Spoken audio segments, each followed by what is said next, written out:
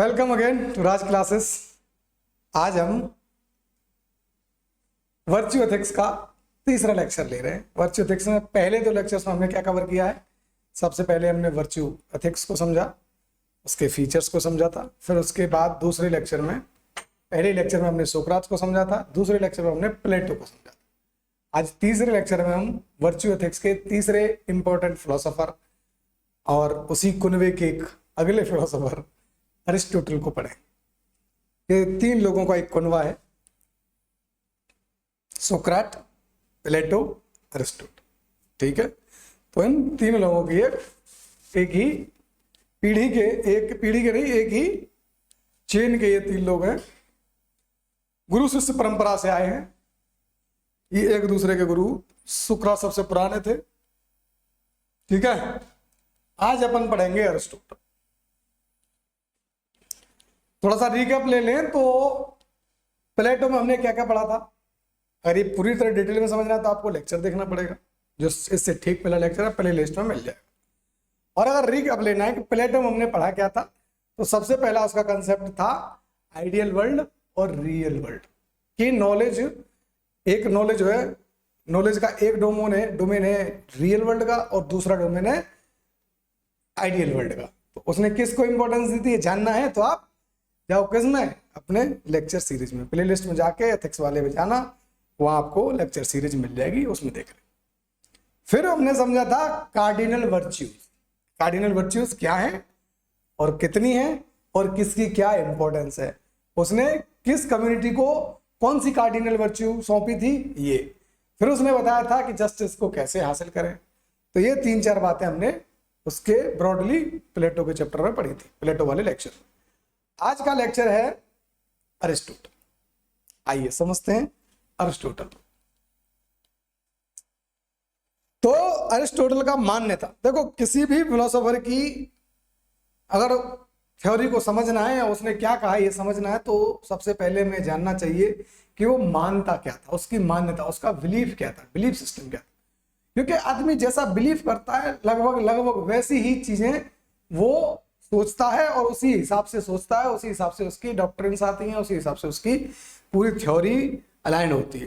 देखो, जो आदमी कम्युनलिस्ट तरीके से सोचेगा वो हर चीज में पूंजीवाद ढूंढेगा। जो आदमी पूंजीवाद में विश्वास करेगा वो हर चीज में यूटिलिटी ढूंढेगा। तो सबका अपना विचार है, मान्यता है, वैसे ही वो चीजें थिंकिंग प्रोसेस का एक हिस्सा हो जाता है। तो अरिस्टोटल का क्या मानना था कि एथिक्स जो है वो क्या है, एक प्रैक्टिकल साइंस। एथिक्स को अरिस्टोटल क्या मानने लगा, प्रैक्टिकल साइंस। साइंस कहता है, ह्यूमैनिटी तो छोड़ो, अलग ही लेवल पे खेल रहे अरिस्टोटल साहब। उनका कहना है कि एथिक्स जो है वो प्रैक्टिकल साइंस है ना। एथिक्स प्रैक्टिकल साइंस है, तो एक थ्योरेटिकल साइंस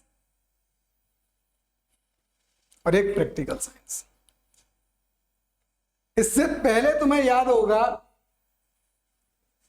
प्लेटो ने एक बात बोली थी कि नॉलेज के दो डोमेन होते हैं। एक डोमेन होता है रियल वर्ल्ड वाला, और एक होता है आइडियल वर्ल्ड वाला। आइडियल वर्ल्ड तक हमारी तुम्हारी पहुंच आसान नहीं होती, आइडियल वर्ल्ड तो आइडियल होता है, उस तक तो पहुंच हो नहीं सकती। अरिस्टोटल, देखो सुकरात को काटा है प्लेटो ने और प्लेटो को काट रहा है अरिस्टोटल। अरिस्टोटल का कह रहा है कि भैया जो एथिक्स है ना, हमारे गुरु साहब बोले गए प्लेटो साहब के ना, तुम्हारा एथिक्स जो है वो आइडियल वर्ल्ड का नॉलेज था। आइडियल वर्ल्ड तो थ्योरी में ही हो सकता है, रियलिटी में तो आइडिया हो सकती, आइडियल चीजें रियलिटी में तो होती नहीं है। तो आइडियल वर्ल्ड केवल थ्योरी में हो सकता है, ये प्लेटो का मानना था। उनके शिष्य साहब आए, गुरु गुर रह गए, चेला चीनी हो गई, ये वाली बात है। तो अरिस्टोटल साहब बोले कि भाई जो एथिक्स है ना, ये थ्योरेटिकल पार्ट नहीं है, आइडियल वर्ल्ड का कोई कंसेप्ट नहीं है। ये बेईमानी है कि आप नॉलेज को आइडियल वर्ल्ड और रियल वर्ल्ड में बांट रहे हो। भैया दुनिया हकीकत में चलती है, जो प्रैक्टिकल है उस पर बात करो ना। आइडियल क्या होता है, जस्टिस का आइडियल फॉर्म क्या है, क्या पता कैसी जस्टिस होती होगी। हम तो वो जस्टिस मानेंगे जो हम देख रहे हैं, समझ रहे हो ना। तो अरिस्टोटल का कहना है कि एथिक्स जो है वो थ्योरेटिकल चीज नहीं है, थ्योरेटिकल साइंस नहीं है, सब प्रैक्टिकल साइंस। आप चीजों को ऑब्जर्व करते हो, एम्पिरिसिज्म के थ्रू देखते हो, भोगते हो, उन्हीं पे एथिक्स लागू करो, वही लागू हो सकती है। आइडियल कंसेप्ट आप डिसाइड कर लो कि एक जस्टिस नाम की चिड़िया होगी, वो इतनी बढ़िया होगी, विजडम होगी, रूरल क्लास का आदमी जब विजडम होगा, अरे भैया है मूर्ख। नीरो भी हुए ना शासक, तो शासक नीरो हुए तो विजडम कहां गई? रिवोल्ट तो दलितों ने किए ना, तो टेम्परेंस कहां गई? क्षत्रिय जो क्या बोलते हैं, गार्जियन क्लास के लोग हैं, लीजर की जिंदगी जीते हैं, हिंदी में से आराम की जिंदगी बोलते हैं, लीजर, आरामदेह जिंदगी। बाप दादा को आ रहा है, खा रहे हैं, पौंक रहे हैं और तौंद बड़ी कर रहे हैं अपनी अपनी। अब बड़ी बड़ी तौंद पूरी पूरी करने वालों से आप उम्मीद कर रहे हो करेज होगा? ये आइडियल दुनिया है, और आइडियल दुनिया प्रैक्टिकल दुनिया में लागू नहीं होती। अरिस्टोटल का कहना है कि भैया इसीलिए एथिक्स प्रैक्टिकल साइंस है, थ्योरेटिकल साइंस यही प्रैक्टिकल साइंस। ये चीजें दुनिया में एग्जिस्ट करती हैं, उन्हीं पे भरोसा करो, उन्हीं के हिसाब से प्रिंसिपल्स बनाना। तुमने बना दी कार्डिनल वर्च्यू जस्टिस, अरे वो आइडिया में है, जस्टिस है ही नहीं, तो रियल में कोई जस्टिस होगी? तो रियल में जस्टिस जिस फॉर्म में अवेलेबल है उसकी बात करो। आइडिया में जस्टिस का क्या कंसेप्ट है, इस बात से हमको कोई खास फायदा होने वाला है नहीं। ये था उसका प्रैक्टिकल साइंस, जो एथिक्स है उसे बोला कि प्रैक्टिकल साइंस है, जो दुनिया में है उसी को मान। तो अब प्रैक्टिकल है तो प्रैक्टिकल के हिसाब से सोचेंगे।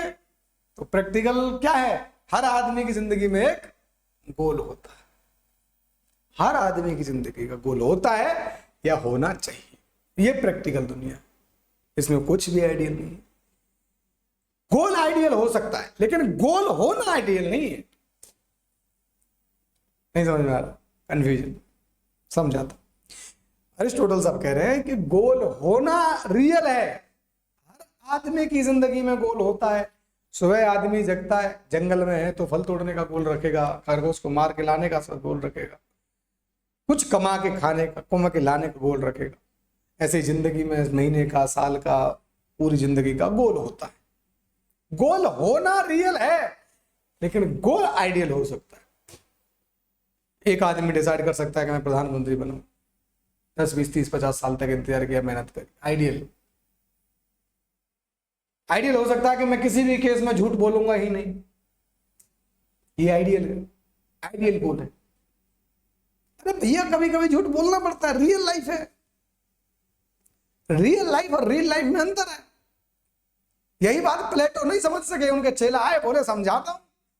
उन्होंने बोला कि एथिक्स प्रैक्टिकल लाइफ है, और प्रैक्टिकल लाइफ में आपको गोल रखने, प्रैक्टिकल लाइफ में क्या रखने होते हैं? गोल।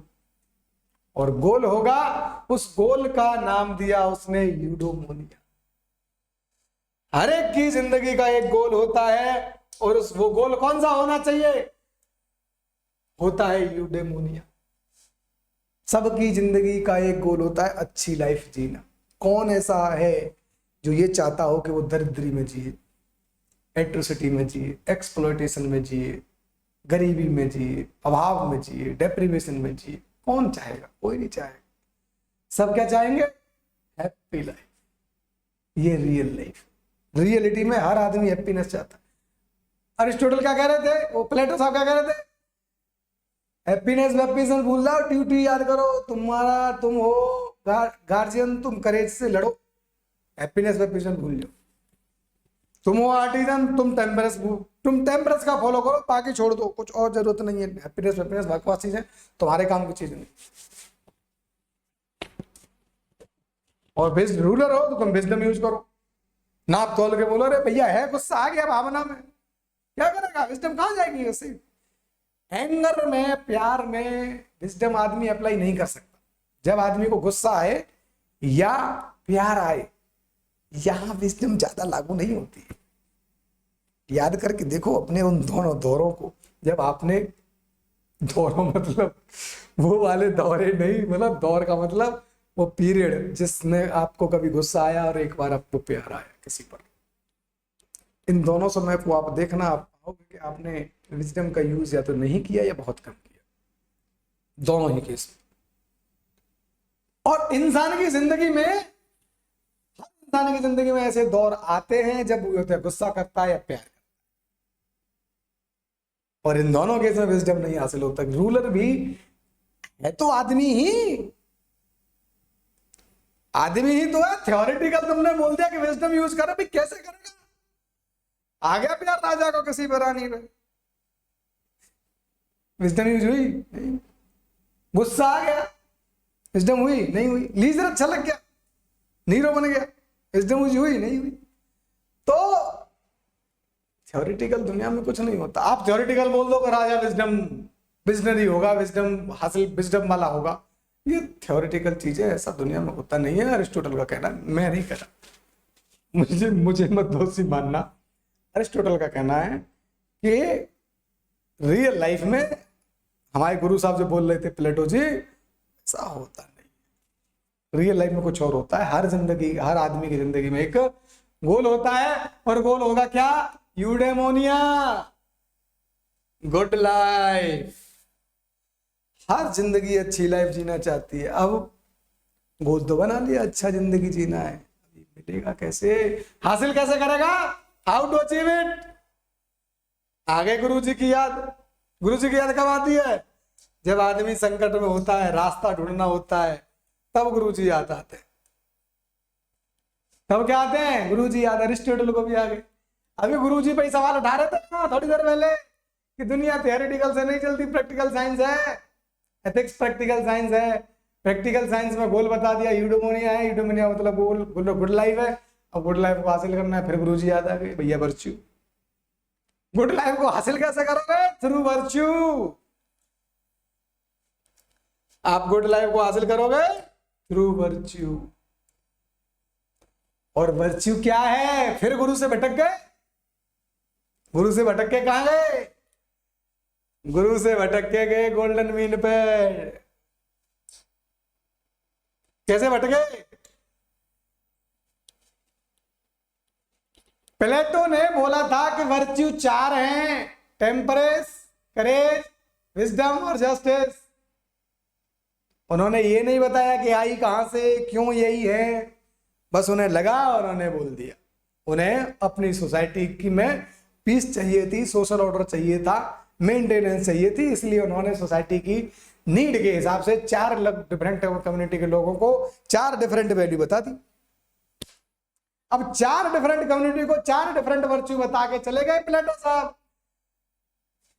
अरिस्टोटल साहब ना खुश हो गए उनसे, भाई नहीं नहीं नहीं, वर्च्यू ये नहीं है कि कोई जस्टिस करेगा या कोई टेम्परेंस करेगा या कोई विजडम फॉलो करेगा या कोई टेम्परेंस फॉलो करेगा। वर्च्यू का मतलब है, वर्च्यू फिक्स नहीं होती।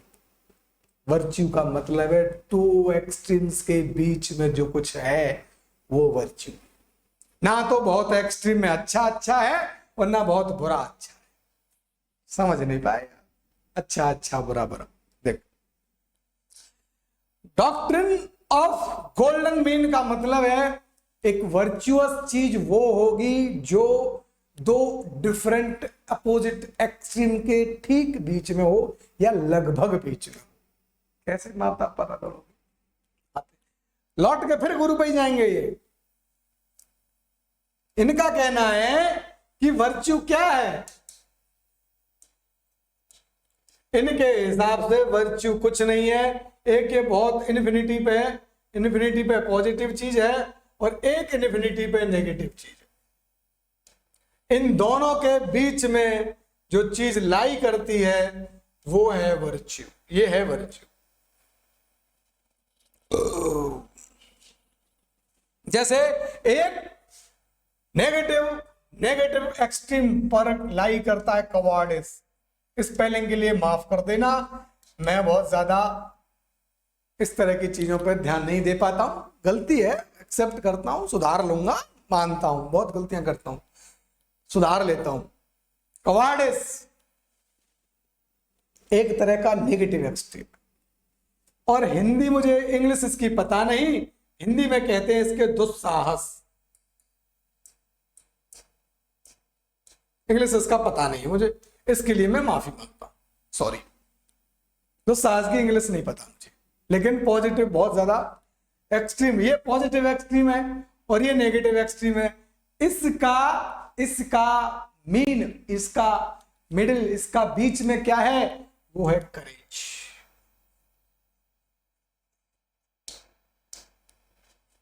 ये है वर्च्यू।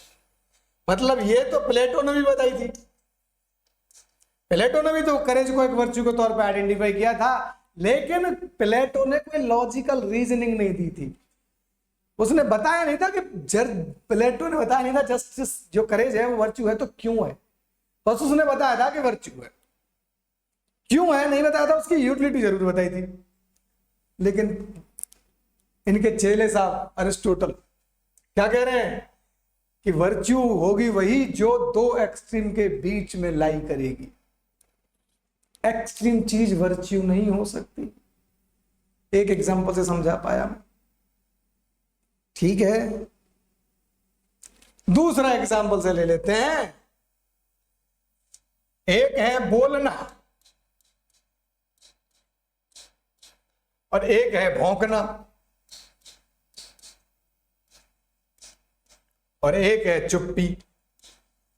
ये इससे अच्छा समझ पाओगे आप। कुछ लोग हर बात पे, हर समय, हर चे लगे रहते होंगे। कुछ ताई, चाची, ताऊ, बाबा, दादा, अंकल होते होंगे, हर गांव में होते हैं, हर मोहल्ले में, हर समय भौंकते रहते। बोलना नहीं कहते उसको, बोल दो भौंक रहे हैं। हर बात पे, हर चीज पे, हर कोई भी राय ले लो, सब पे राय है उसकी। और एक होता है चुप्पी। चुप्पा यार भी होते हैं बहुत से लोग, कुछ नहीं बोलते। कुछ भी हो जाए दुनिया में, कुछ भी होता रहे, उनको कोई फर्क नहीं, उनको बोलना ही नहीं। कुछ होते हैं जो वर्च्यू होते हैं, वो होती है स्पीकिंग।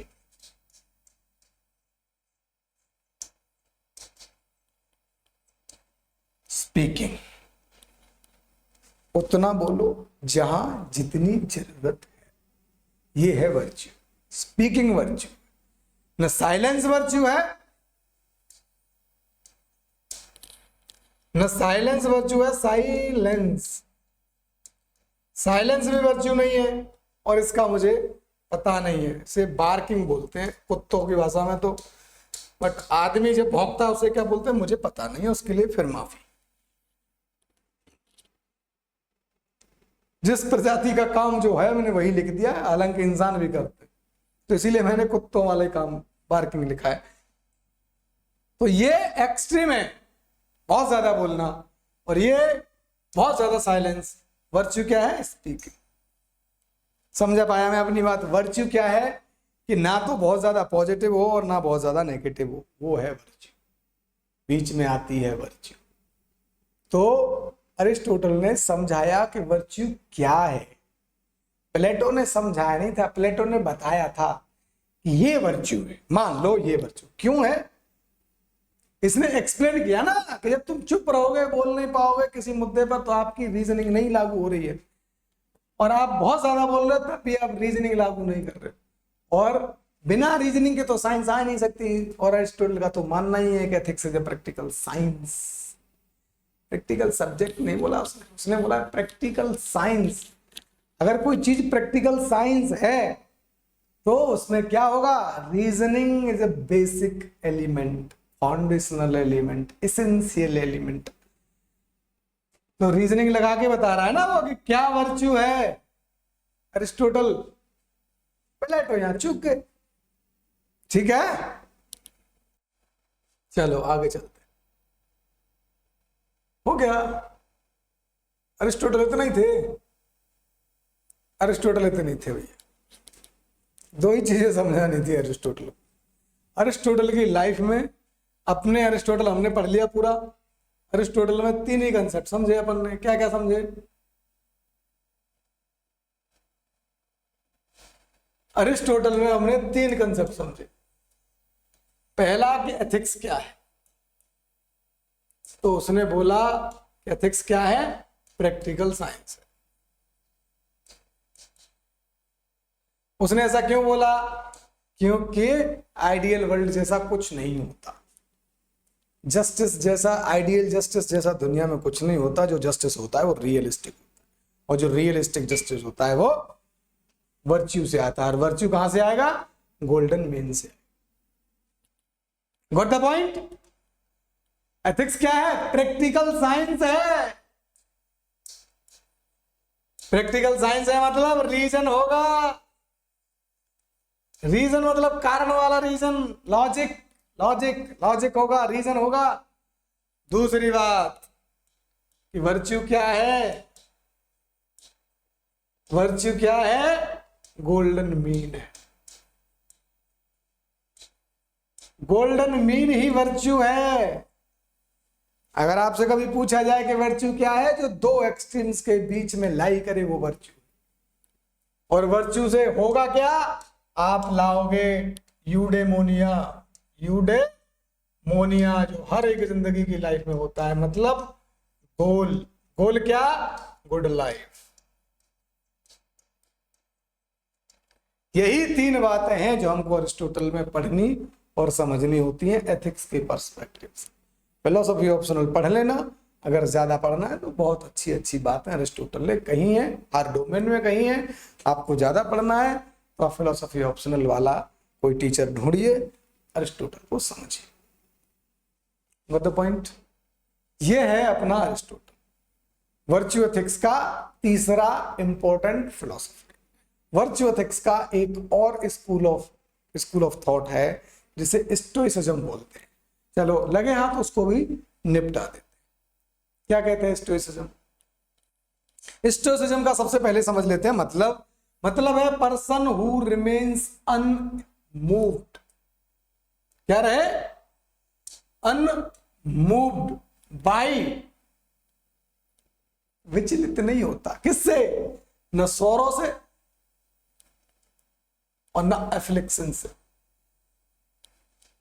जो अन्य लोगों को विचलित कर देती है, जो सामान्य कॉमन मैन को चीजें, दुख हो या प्यार हो, कुछ चीजें मिल गई, विचलित हो, एक्साइटेड हो गए, ये ना तो एक्साइटेड होते हैं ना विचलित। स्टोइक का मतलब ये स्टोइसिज्म, स्टोइकवाद है। कोई स्टोइकवादी आदमी है, स्टोइस्ट है, इसका सही टर्म स्टोइस्ट निकलेगा।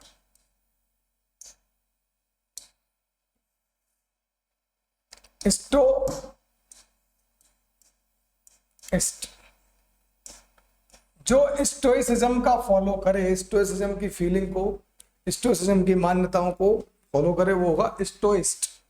अगर कोई स्टोइस्ट आदमी है तो वो क्या होगा? विचलित नहीं होगा। क्या नहीं होगा? विचलित नहीं होगा। किससे? न तो सौरों से और न एफ्लिक्शन से। एफ्लिक्शन से वो विचलित नहीं होने वाला, उस पर फर्क नहीं पड़ने वाला। चाहे मोदी जी प्रधानमंत्री बनो या राहुल, वो अपनी मस्त जिंदगी जीता रहे। चाहे महंगाई घटो या महंगाई बढ़ो, उसे दो रोटी से मतलब, मिल गई तो ठीक, नहीं तो भूखा सो जाएगा, दुख नहीं मनाएगा। ये होता है स्टोइसिज्म। ये इसका मतलब है कि विचलित न होने वाले, परिस्थिति से ऊपर उठ जाने वाले। महाभारत में एक टर्म है, इसके लिए याद नहीं आ रहा है, याद आएगा तो याद दिलाऊंगा। तो ये विचलित नहीं होते, बुद्ध टाइप के लोग होते हैं, कृष्ण टाइप के लोग होते हैं।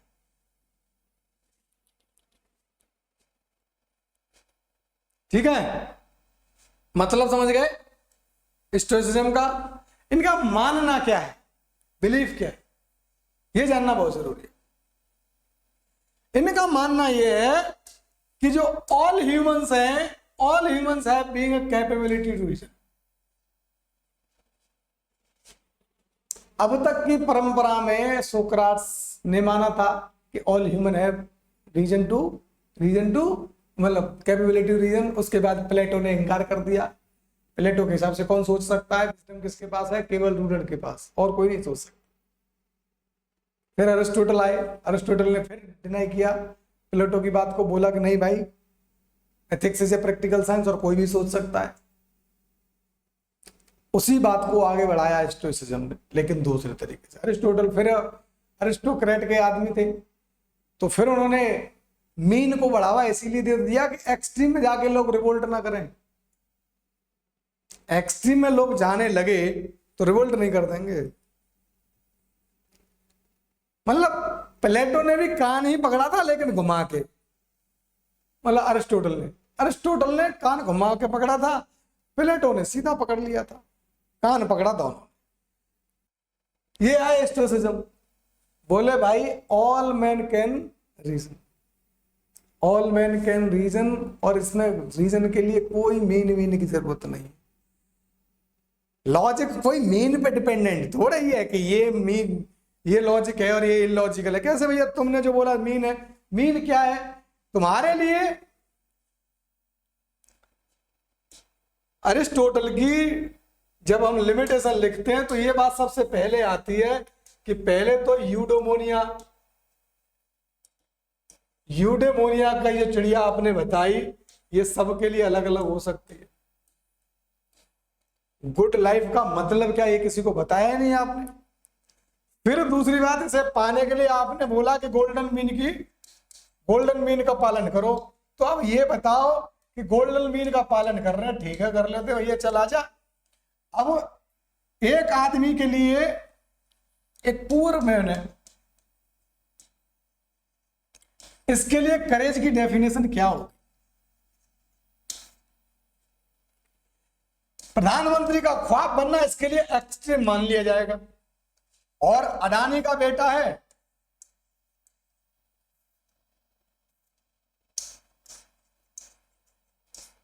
वो मुख्यमंत्री बनने का ख्वाब देखे तो नॉर्मल मान लिया जाएगा, मीन मान लिया जाएगा। तो इसके लिए आपने किस बेस पे एक्सट्रीम मान लिया, और इसके केस में कैसे वो चीज, अरे अलग छोड़ो, एक ही एग्जांपल से समझते, नहीं समझ में आ रहा। आपने बोला कि करेज जो है वो गोल्डन मीन है, तो मतलब आपने कुछ चीजों को कवाटिस घोषित किया होगा और कुछ चीजों को आपके हिसाब से दुस्साहस घोषित किया होगा। ये जो करेज की डेफिनेशन है, क्या ये कोई रीजन में बेस्ड है? कभी कभी कवाटिस वाला मामला भी, चुप रहना भी एक तरह का क्या है, एक तरह का करेज है। क्या पता सत्याग्रह में सत्याग्रही मार खाता है, तो किसे पता कि कौन उसे कवाडिस बोलेगा, कौन उसे करेजियस बोलेगा और कौन उसे दुस्साहसी बोलेगा। दूसरे से मार खाने की कैपेसिटी को दुस्साहस भी से बोल सकते हैं, टॉलरेंस झेलने की दुस्साहस है उसमें। और कोई आदमी उसे कवाडिस बोल सकता है और कोई उसे करेज बोल सकता है कि हम अपने मूल्यों पर अड़े हैं। करेज है एट्रोसिटीज का झेलने का। तो क्या मीन है, गोल्डन मीन जो है वो कब मीन बनने बचेगा ये तो बताओ, या मीन की कोई फिक्स डेफिनेशन है क्या? नहीं। इसीलिए स्टोइसिज्म आए। स्टोइसिज्म वालों ने बोला कि all human can have capacity to reason, means all can reach to ultimate truth. यहां पहुंचने से प्लेटो ने मना किया था, अरिस्टोटल ने दूसरे तरीके से मना किया था कि गोल्डन मीन फाइंड करो। अरे भैया गोल्डन मीन है क्या, पहुंचेगा कैसे कोई आदमी? तुमने जिस चीज को करेज घोषित किया वो किसी के लिए दुस्साहस निकला तो, और तुमने जिस किसी को दुस्साहस घोषित किया वो किसी के लिए नॉर्मल निकला तो। एग्जाम्पल से समझ लो, नेपोलियन है, ये दुनिया को जीतने की ख्वाब पालता है, आप इसे इसके लिए करेज कह रहे हो। और एक पुअर आदमी है, वो आईएएस बनने का ख्वाब पालता है, तुम इसे दुस्साहस कह रहे हो।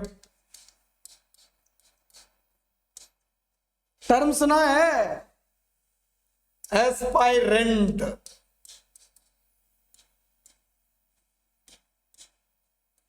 ये उसी गोल्डन मीन से जुड़ा हुआ है जो दुस्साहस का रिप्रेजेंटेटर है।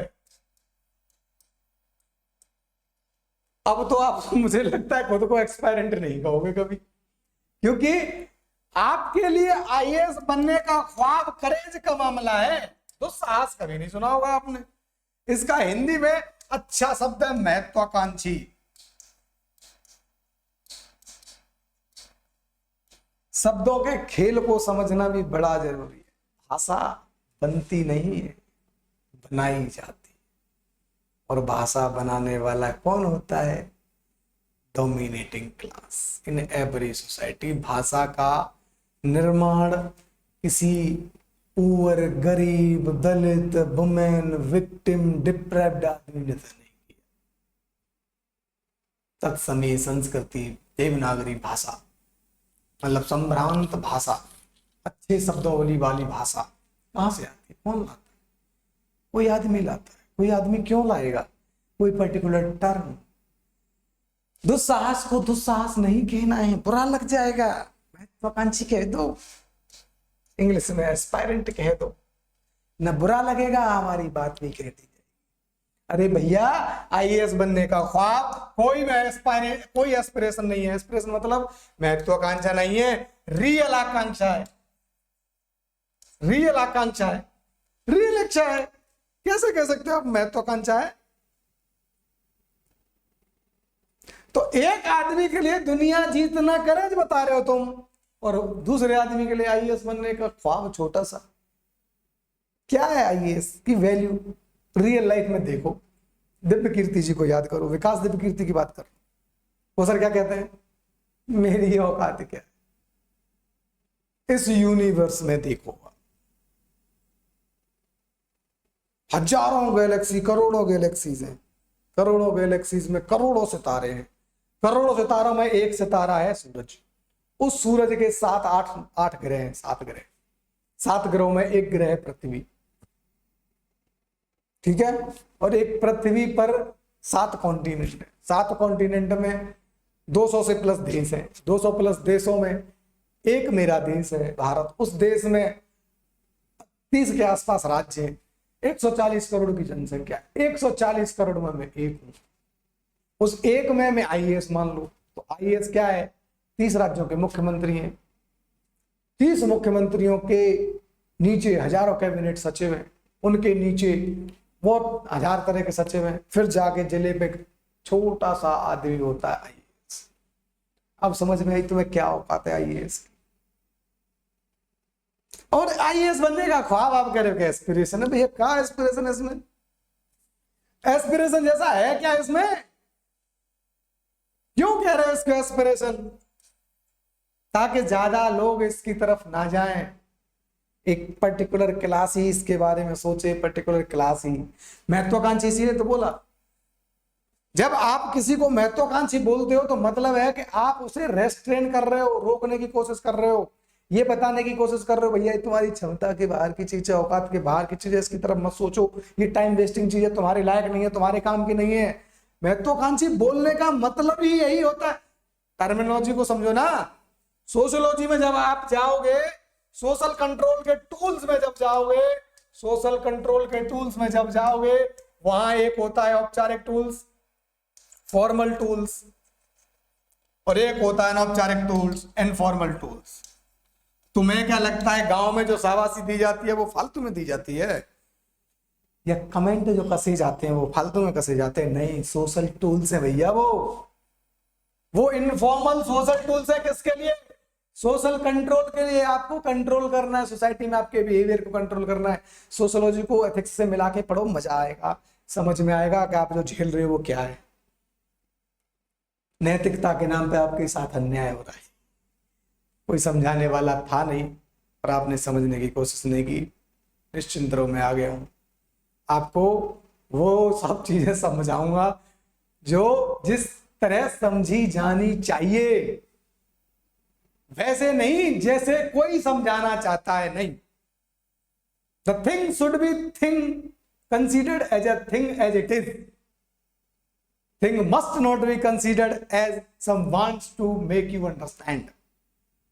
बहुत अच्छी इंग्लिश नहीं है मेरी, बट हाँ बोल सकता हूं जब जरूरत पड़ेगी। कोई चीज वैसे समझी जानी चाहिए जैसी वो है, ना कि वैसे जैसे आपको कोई उस चीज को किसी पर्टिकुलर वे में समझाना चाहता है। Is that clear? यही थे हम। तो महत्वाकांक्षी पे बात कर रहे थे कि मीन कैसे पता करें कि क्या मीन है। इसीलिए स्टोइसिज्म वाले बोले कि भैया हर आदमी रीजन लगा सकता है, हर आदमी कैपेबल है, हर आदमी के ऊपर छोड़ दो, कोई जरूरत नहीं है तुम बताओ हमें कि क्या मीन है, हम खुद डिसाइड करेंगे कि हमारे लिए क्या मीन है। स्टोइसिज्म ये अपने जमाने के स्टोइसिज्म ये यूरोप में हो रहा है, तभी हमारे जमाने में हमारे देश में आजीवक आए। हिस्ट्री याद आ रही है थोड़ी बहुत, समझ के पढ़ो, पैरेलल चल रहा है, कनेक्शन तो नहीं है कहीं, ढूंढ लेना कनेक्शन तो नहीं है कहीं। बात समझ में आई? बिलीफ उनका है कि कोई भी आदमी कैपेबल है सोचने के लिए, all can reach to ultimate truth, और अल्टीमेट ट्रुथ वो नहीं है गोल्डन मीन या आइडियल वर्ल्ड। अल्टीमेट ट्रुथ क्या है? अल्टीमेट ट्रुथ क्या है? जो आदमी का लॉजिक बोले, जो आदमी का लॉजिक बोले, और यूनिवर्सल मोरल वो है जो हर आदमी के लॉजिक से एक ही निष्कर्ष। अगर 100 लोगों ने अपना अपना लॉजिक लगाया और 100 के 100 लोग एक ही निष्कर्ष पर पहुंचे, तभी माना जाएगा universal moral law. Universal moral law किससे मैच खा रहा है इनका आइडिया? सुकरात से। यूनिवर्सल मोरल कब आया था? रिलेटिव मोरलिटी के कंसेप्ट में विरोध में आया, जो सोफिस्ट ने दिया था।